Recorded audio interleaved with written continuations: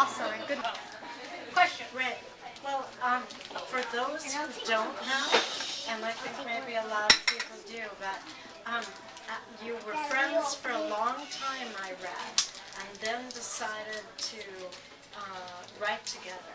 And so I want to know, how did that affect your friendship? And you seem to be still friends. We are actually not friends, which has made everything much easier. This is all a charade.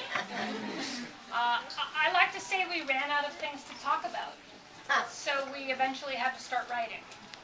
We went from finishing each other's sentences to being critique partners, where we read each other's writing. And what we had in common were like our good blogger friends here, were the books we read, which were mostly young adult, because we, it turns out, are young adults. We're young at heart, but I think it was an evolution that was so natural that by the time you're finishing each other's sentences, although you're letting me have all the sentences right now, the transition into writing over each other's sentences isn't that great. And so for us, it was a very gradual, natural slide.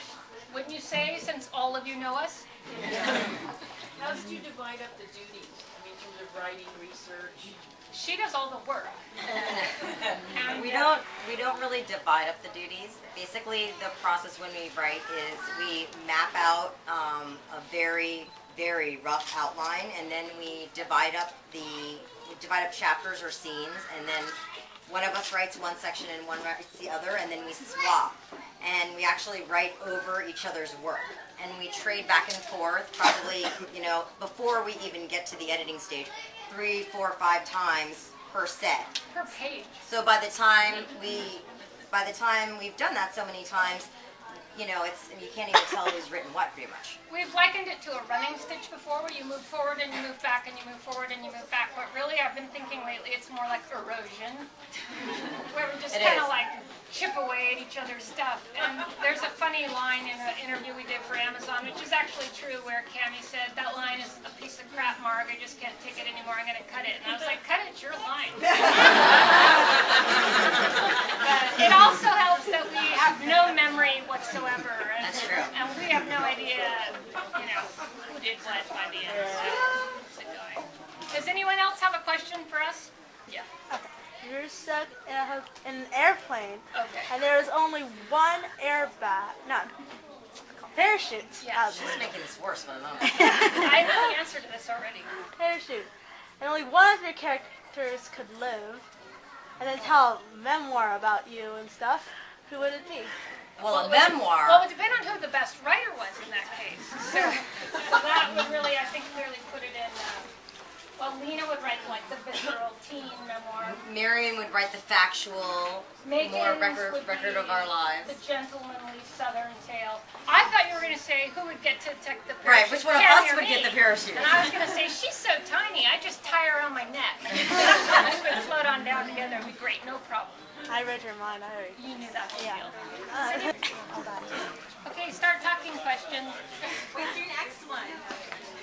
We just finished the revision, so it should come out roughly a year from now. Yeah, so the sequel is coming out.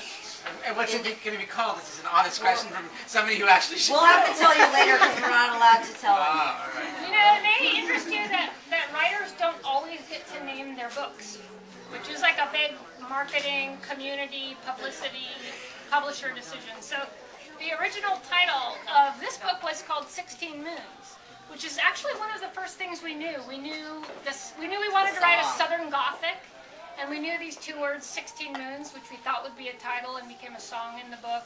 And we knew we wanted to write from a boy's perspective, which is kind of weird for young adult. But these were all kind of pieces that fell into place. And then it kind of took off from there. Actually, if you go to France, the book was about to be released under the name, tell me the French, 16 Moons. So 16 Moons is preserved in one country. Of our 30 countries, 24 countries. They haven't picked in all the countries though, so it may end up in some. How did you come to decide to write about the South? That was easy. We both love the South. My mom's family, her whole family is from the South, and Margie and Ashley too pretend that they're going to move to the South all the time, though they aren't. We wrote this book about pie. And the thing that we found in common is that even though Margie's family originally is from a small town in the West, the South and a small town in the West really aren't that different. What we have in common is casserole. Yeah, really. Casserole and the food and Things baked from scratch. colorful family members that we love. The postmen who know everything that happens in the town. You know, everyone in the fishbowl town, everyone in each other's business. But also the South, we knew we wanted to write a Southern Gothic, and we primarily read and enjoy science fiction and fantasy, so obviously we were going to write a fantasy. And the South is also a place where magic still seems like it could exist. And, you know, and a lot of people in the South still believe in magic and the supernatural and kind of the unexplained. So it seemed like the perfect backdrop to create a universe that centers around that. A lot of YA fiction doesn't really capitalize on a sense of place, and that's the thing we most want.